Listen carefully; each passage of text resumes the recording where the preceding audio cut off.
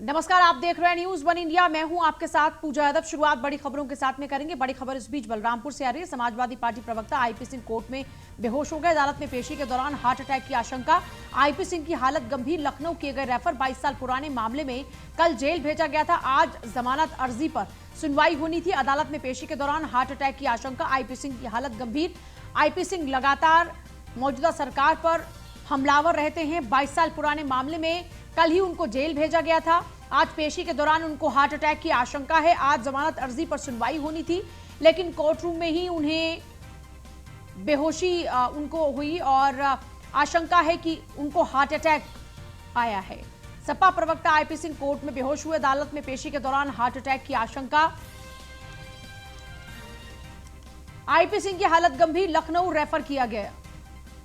IP Singh की हालत गंभीर हालत को देखते हुए लखनऊ रेफर किया गया। 22 साल पुराने मामले में कल ही जेल भेजा गया था। आज जमानत अर्जी पर होनी थी सुनवाई। सपा प्रवक्ता आईपी सिंह कोर्ट में बेहोश हो गए। हार्ट अटैक की आशंका।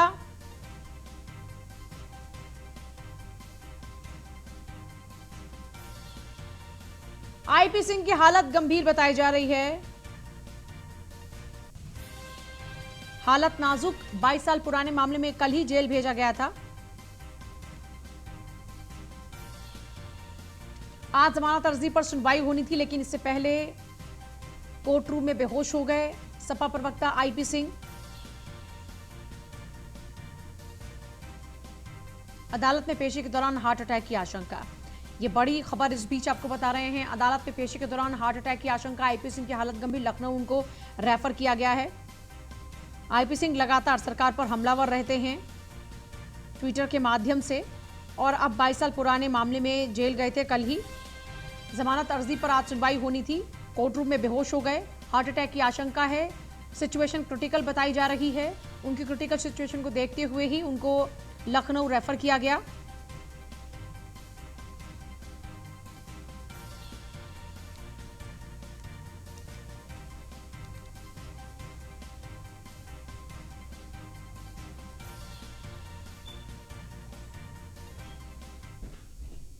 सार्वजनिक स्थानों पर नमाज पढ़ने वाला विवाद खत्म होने का नाम ही नहीं ले रहा।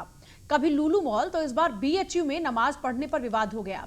बीएचयू के सर सुंदरलाल अस्पताल में नमाज की फोटो वायरल हो रही है। वायरल फोटो में एक व्यक्ति अस्पताल परिसर में नमाज पढ़ा रहा है। अस्पताल परिसर में नमाज पढ़े जाने पर छात्रों ने आपत्ति जताई। विश्वविद्यालय के छात्रों ने चीफ प्रॉक्टर से शिकायत की। सार्वजनिक जगहों पर नमाज और पूजन पर रोक है। अस्पताल परिसर में नमाज पढ़े जाने पर छात्रों ने आपत्ति जताई। देखिए, इससे पहले लुलु मॉल विवाद तो आपको याद ही होगा। लुलु मॉल में नमाज पढ़ने के बाद खूब विवाद हुआ था, और उसके बाद अब सार्वजनिक जगहों पर नमाज और पूजन पर रोक के बावजूद भी बीएचयू में नमाज पढ़ी गई, और यह तस्वीर वायरल हो रही है बीएचयू में नमाज पढ़े जाने की। बीएचयू के सर सुंदरलाल अस्पताल में नमाज की फोटो वायरल हो रही है। वायरल फोटो में एक व्यक्ति अस्पताल परिसर में ही नमाज पढ़ रहा है।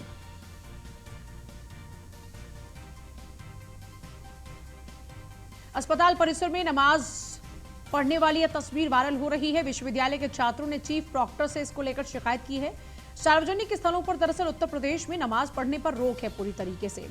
ऐसे में नमाज पढ़नी है तो आप अपने घरों में पढ़ सकते हैं, मस्जिद में पढ़े, ईदगाह पर जाकर पढ़ें। इसके अलावा अगर कहीं पर भी नमाज पढ़ी जाती है तो सार्वजनिक जगहों पर नमाज पढ़े जाने पर कानूनी कार्रवाई का प्रावधान है। वायरल फोटो में एक व्यक्ति अस्पताल परिसर में नमाज पढ़ रहा है, और इसी को लेकर छात्रों ने अपना ऑब्जेक्शन प्रॉक्टर के समक्ष दर्ज कराया है। अस्पताल परिसर में नमाज पढ़े जाने पर छात्रों ने अपनी आपत्ति दर्ज कराई। विश्वविद्यालय के छात्रों ने चीफ प्रॉक्टर से इसको लेकर शिकायत की है। संतोष ओझा मेरे साथ, मेरे सहयोगी जुड़ रहे हैं। संतोष, सार्वजनिक स्थलों पर नमाज पढ़ने का सिलसिला रुकने का नाम नहीं ले रहा। बीएचयू से आई इस तस्वीर पर क्या अपडेट है फिलहाल? देखिए, निश्चित तौर पे पक्ष और विपक्ष दोनों और सामने आए हुए हैं। बच्चों की यदि बात करें, छात्रों की बात करें, तो उनका साफ मानना है कि ये गलत है, ऐसा नहीं होना चाहिए। दूसरी ओर वो नियमों का हवाला दे रहे हैं। उनका साफ कहना है कि नियम की यदि बात करें तो नियम ये कहता है कि सार्वजनिक जगहों पे इन चीजों को नहीं किया जा सकती। दूसरी ओर किन परिस्थितियों में इसको किया गया, इस पे कार्रवाई क्या हो रही है, इसके लिए अभी बीएचयू सामने नहीं आई है। बीएचयू प्रशासन, अब देखने की बात होगी कि बीएचयू प्रशासन इन पूरे मामलों में कब तक सामने आ रही है और क्या स्टैंड लेता है। जी, अभी तक इस पूरे मामले को लेकर बीएचयू प्रशासन की तरफ से कोई सफाई दी गई? मतलब कौन है ये लोग, माहौल खराब करने की कोशिश है, और पुलिस महकमा इसको लेकर क्या कह रहा है अभी तक डॉक्टर संतोष ओझा? प्रशासन की या फिर बीएचयू प्रशासन की बात करें तो बीएचयू प्रशासन इस पूरे मामले पे बोलने के लिए तैयार नहीं है, नंबर एक। नंबर दो, यदि पुलिस प्रशासन की बात करें तो पुलिस प्रशासन इस इंतजार में है कि उनके पास कोई पहले कंप्लेन आ जाए, कंप्लेन आने के बाद इस कार्रवाई को शुरू किया जाए। तो छात्रों ने प्रॉक्टर के समक्ष अपनी जो कंप्लेंट है वो दर्ज कराई तो है, और किस तरीके की कंप्लेंट चाहते हैं? ये कहा जा सकता है कि पुलिस अपने जो रास्ता बना रही है वो ये बता रही है कि कंप्लेन नहीं आई है, लेकिन वस्तुतः कंप्लेन कल ही दिया जा चुका है, कंप्लेन किया जा चुका है। कंप्लेंट की कॉपी तो हम दर्शकों को दिखा रहे हैं जिसके अंदर वो कंप्लेंट की गई है छात्रों द्वारा। जो कंप्लेंट का लेटर है वो भी तो हम अपने दर्शकों को दिखा रहे हैं इस वक्त टीवी स्क्रीन पर। फिर कौन सी और कंप्लेंट चाहिए? एफआईआर चाहते हैं क्या? देखिए, निश्चित तौर पे ये कहा जा सकता है कि पुलिस सिर्फ चालू कार्रवाई कर रही है, या ये कहा जा सकता है कि उनका ये तर्क है कि ये जो कंप्लेन है वो चीफ प्रॉक्टर को दिया गया है, मतलब बीएचयू के सुरक्षा कर्मियों को दिया गया है, हमें अभी प्राप्त नहीं हुआ है, समझा जा सकता है। तो डॉक्टर संतोष, यहाँ पर फिर बीएचयू प्रशासन की जिम्मेदारी हो जाती है। भाई, छात्रों ने अपने एडमिनिस्ट्रेशन को, कॉलेज के वहां पर एक लेटर दे दिया, अब आगे की कार्रवाई जो वहां का प्रशासन है उन्होंने करना है। वहां से अभी तक इस पूरे मामले को लेकर क्या कहा जा रहा है? देखिए पूजा, एक दूसरी तरह से इस खबर को समझा जाए तो कहा जा सकता है कि पूरी तरीके से इसमें पुलिस मामले को दबाने के फिराक में, या ये कहा जाए कि संज्ञान में नहीं ले रही है। एप्लीकेशन के अलावा यदि कंप्लेन लेटर के अलावा की बात कर लें तो समझा जा सकता है कि ये फोटो वायरल है, वायरल फोटो को भी संज्ञान में लेकर कार्रवाई की जा सकती है। Exactly. और की गई है, यदि कहा जाए तो ज्यादा अच्छा होगा। तो समझा जा सकता है कि पुलिस इन चीजों से बचने का प्रयास कर रही है।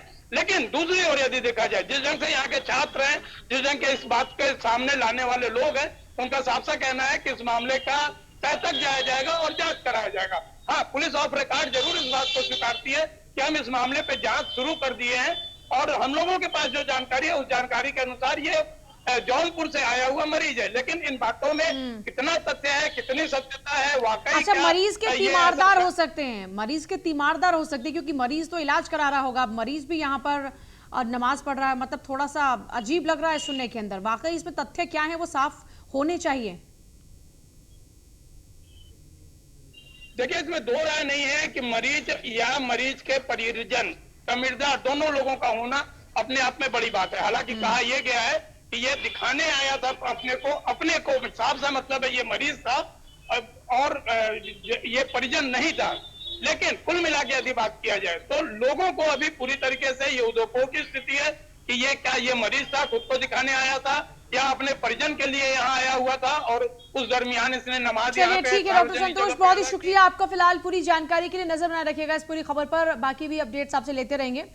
इस बीच खबर गाजीपुर से है। मुख्तार अंसारी और करीबियों पर शिकंजा लगातार कसा जा रहा है। मुख्तार अंसारी के मकान को पुलिस ने कुर्क कर लिया।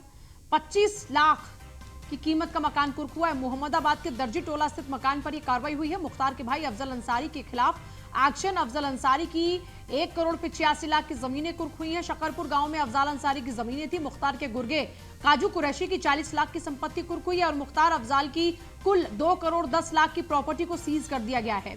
देखिए, अफजल अंसारी, इसके तमाम गुर्गे, मुख्तार अंसारी, उसके तमाम गुर्गे, सभी के खिलाफ में कुर्की की कार्रवाई जोरों पर चल रही है, क्योंकि बाहुबलियों की उत्तर प्रदेश में अब कोई जगह नहीं है। सरकारी संपत्ति पर किए गए अवैध कब्जे हों या फिर इनके द्वारा की गई अकूत संपत्ति अर्जित की बात हो, लगातार प्रशासन संपत्ति कुर्क की कार्रवाई कर रहा है। आसिफ अंसारी गाजीपुर से मेरे साथ मेरे सहयोगी जुड़ रहे हैं। आसिफ, लगातार मुख्तार अंसारी, उसके भाई और उसके गुर्गों के खिलाफ में कार्रवाई चल रही है और इस बार 2 करोड़ से भी ज्यादा की संपत्ति कुर्क की गई है।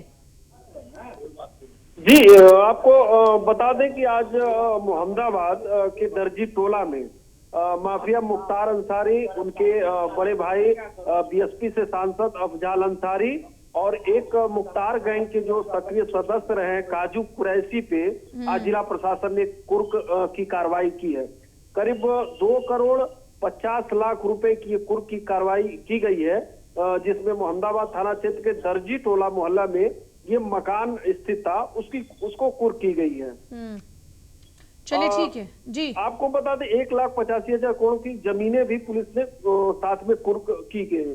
तो लगातार कुर्क करने की जो है वो कार्रवाई 2 दिन 4 दिन के बाद लगातार चल रही है। अभी जिला प्रशासन अभी कहीं से भी छूट देने की स्थिति में नहीं दिखाई दे रहा है। चलिए ठीक है, बहुत ही शुक्रिया आपका। फिलहाल पीएनबी के करेंसी चेस्ट में 42 लाख के नोटों में सीलन लापरवाही बरतने पर 4 को निलंबित किया गया। बैंक अधिकारियों पर मामला दबाए रखने का आरोप। वरिष्ठ चेस्ट करेंसी प्रबंधक भास्कर कुमार सस्पेंड, अधिकारी चेस्ट करेंसी राकेश कुमार भी निलंबित। देवी शंकर और आशाराम के खिलाफ भी कार्रवाई। मामले में और अधिकारियों पर गाज गिर सकती है। बक्सों में रख दिए गए थे नोट, नए नोटों का यूज हुआ।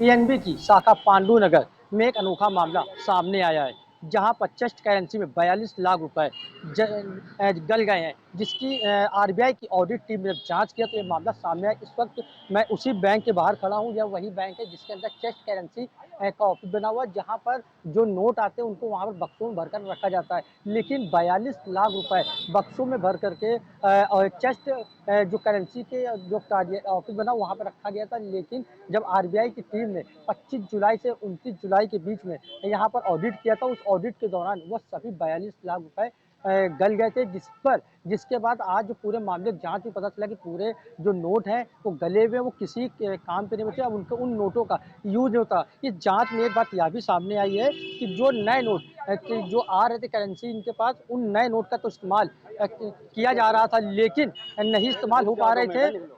जो नहीं नोट इस्तेमाल हो पाए थे वो पुराने, वो इसी कारण वो पूरे 42 लाख के जो पुराने नोट है वो गल गए, वो किसी यूज के नहीं बचे। इस पूरे मामले जो लापरवाही जो बरतने वाले अधिकारी हैं उसमें 4 को सस्पेंड कर दिया गया है और इसके साथ विभागीय जांच भी की जा रही है और जिसकी लापरवाही सामने आएगी तो उन पर भी कार्रवाई की जाएगी। कानपुर से Ramjeet Sharma, news 1 India, PNB की शाखा 5।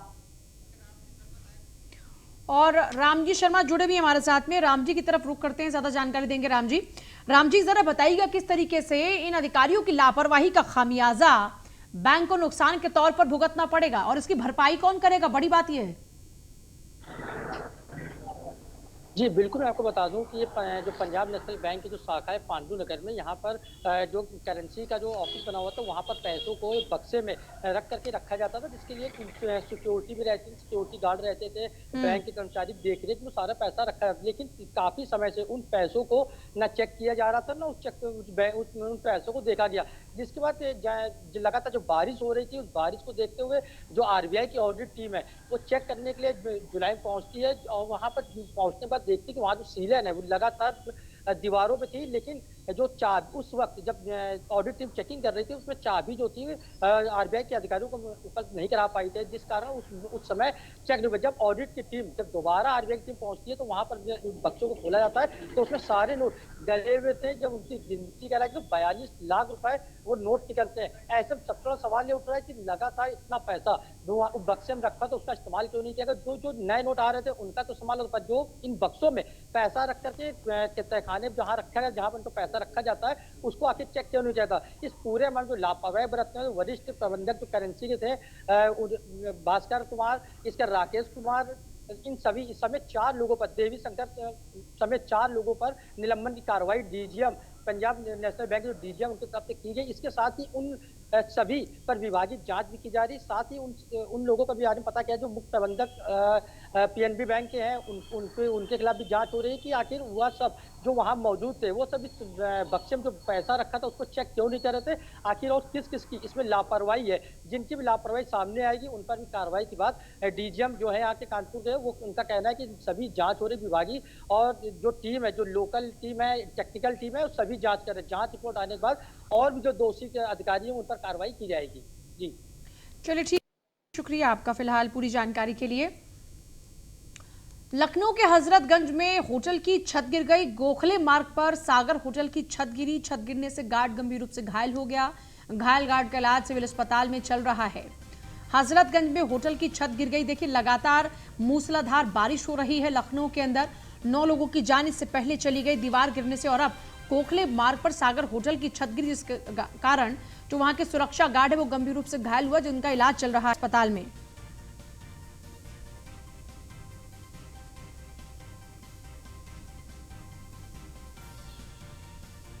हजरतगंज में होटल की छत गिर गई।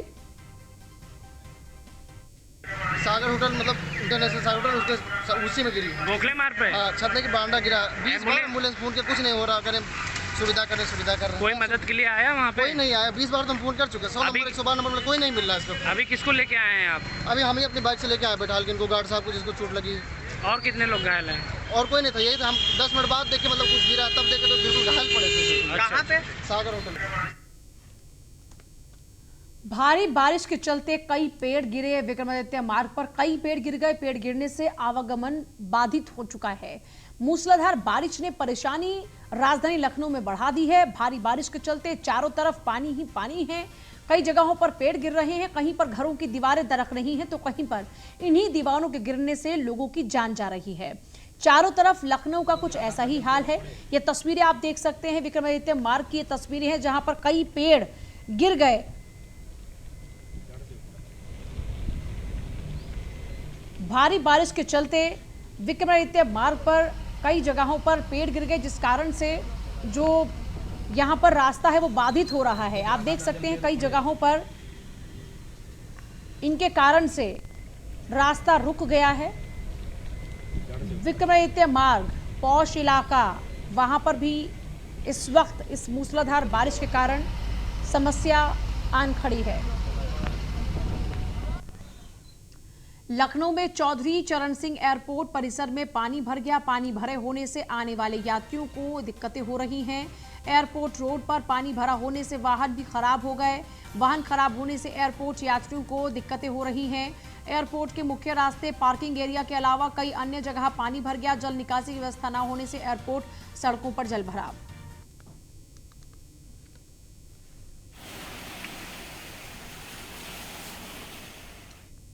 लखनऊ में दीवार गिरने से बड़ा हादसा। दीवार गिरने से 9 लोगों की मौत हो गई। 2 लोगों का हाल इस वक्त खराब है, उनकी हालत नाजुक है, इलाज जारी है। तेज बारिश से रात करीब 3 बजे दीवार गिरी। मरने वालों में महिलाएं और बच्चे भी शामिल हैं। सीएम योगी ने खुद इस पूरी घटना का संज्ञान लिया। मृतकों के परिजनों के प्रति अपनी शोक संवेदना व्यक्त की। परिजनों को 4 लाख की आर्थिक मदद का ऐलान किया। कैंट थाना क्षेत्र स्थित दिलकुशा में यह हादसा हुआ है।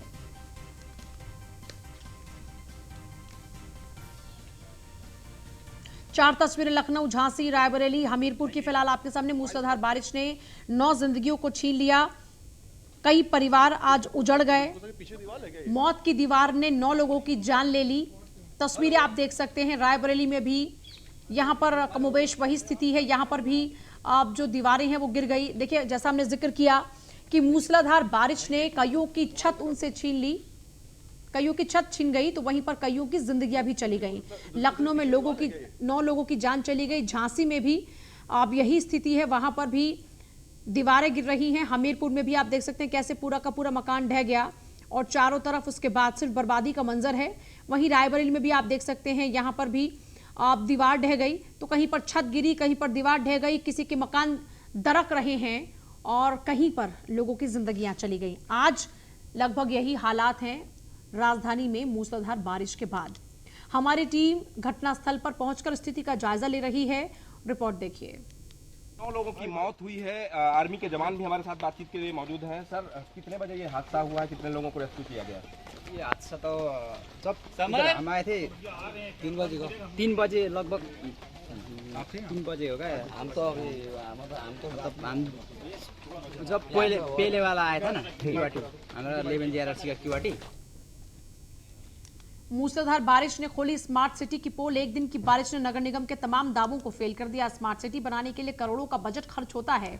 हर साल पानी निकासी को लेकर जिम्मेदार अधिकारी करते हैं बड़े बड़े दावे। मुख्यमंत्री आवास से चंद कदमों की दूरी पर जल जमाव की समस्या। शहर के वीवीआईपी इलाकों का ही हाल ऐसा है तो समझ लीजिए आम जनता के आसपास में क्या माहौल होगा।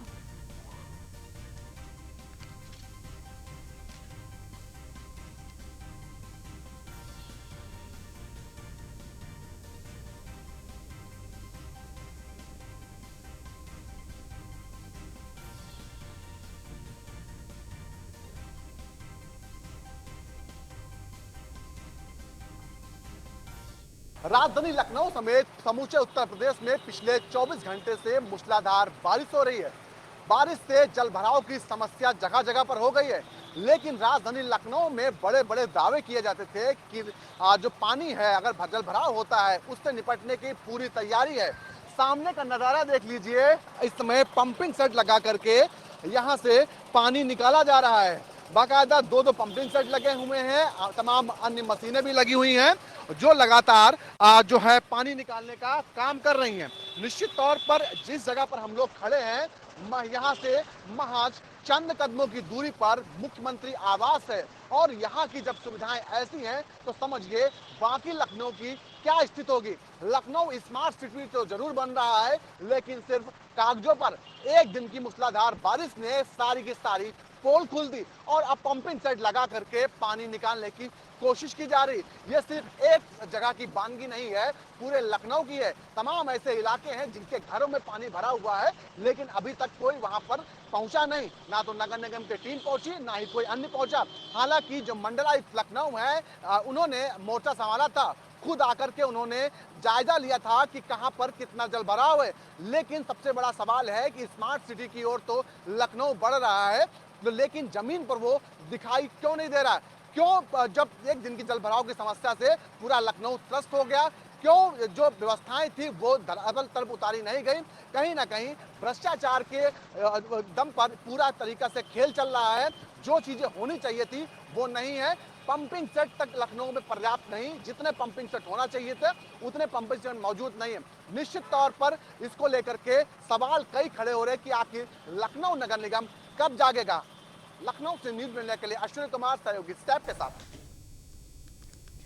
एक तरफ पतंजलि देश में योग और आयुर्वेद को बढ़ावा देने का काम कर रही है, तो वहीं दूसरी ओर योग गुरु स्वामी रामदेव के खिलाफ कुछ लोगों द्वारा जानबूझकर सोशल मीडिया पर षड्यंत्र चलाया जा रहा है।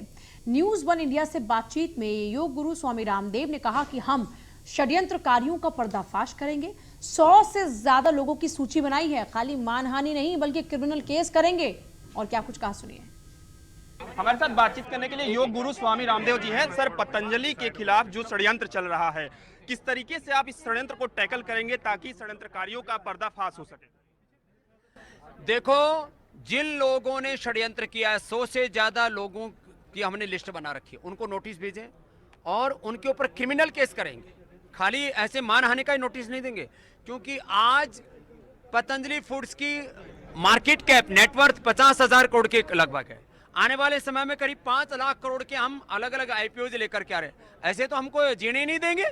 तो अब जो किसी भी तरह से हमारे ऊपर गलत बयानबाजी करेंगे, झूठे आरोप लगाएंगे, उनको पूरा कोर्ट में घसीटेंगे और उनके ऊपर हजारों लाखों करोड़ों का जुर्माना भी उनसे वसूलेंगे, उनसे माफी मंगवाएंगे, उसके बाद ही छोड़ेंगे उनको। सर, बाबा, चूंकि आप भगवा वस्त्र पहनते हैं तो इसको लेकर भी चर्चा चलती है कि एक सन्यासी कैसे इतना बड़ा एम्पायर अपना खड़ा कर सकता है। विदेशी प्रोडक्टों का कई लोग बहिष्कार करते हैं, तो कहा जाता है कि इस प्रोडक्ट का प्रयोग ना करें, स्वदेशी का भी कई लोग ऐसे भी है जो बहिष्कार करते हैं। विदेशों से भी ऐसी बातें निकलकर सामने आती है। देखो भाई, लोगों को मैंने कहा ना, स्वामी रामदेव तो एक बहाना है। योग, आयुर्वेद, स्वदेशी के मूवमेंट को, भारतीय शिक्षा और भारतीय चिकित्सा व्यवस्था के पुनः प्रतिष्ठा के मूवमेंट को उनको ढाना है, लेकिन कहाँ से कामयाब होंगे? अब वो जमाने लद गए।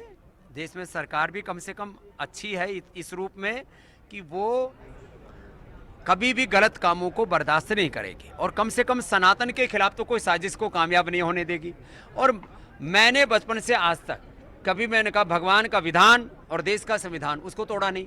देश के कानून को मानता हूँ और कानून के दायरे में रह करके, और वो भी जो भी मैं पुरुषार्थ करता हूँ, जो अर्थ आता है उसको भी परमार्थ में लगाता हूँ, लेकिन उससे एक समर्थ भारत बनता है।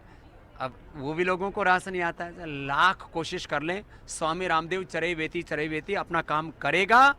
और अभी तो मुझे 50 साल से ज्यादा और काम करना है हिंदुस्तान के लिए, अभी मैं बूढ़ा नहीं हुआ हूँ। आखिरी सवाल रहेगा, आपने कोरोना में काफी काम किया, कोरोनिल बनाया। लंपी वायरस से गौ माताएं काफी परेशान हैं, काफी की संख्या में उनकी मृत्यु हो रही है। गायों की आप लगातार सेवा करते रहे हैं, क्या गौ माता के लिए भी कुछ दवाई बना रहे हैं आप लोग? हाँ, हमने अपने गौशाला में एक भी गाय को मरने नहीं दिया, तो उसके लिए हम आयुर्वेद की गिलोय, नीम, तुलसी, इन सब चीज़ों का प्रयोग कर रहे हैं और गायों की सेहत बहुत बेहतर हो गई है उससे।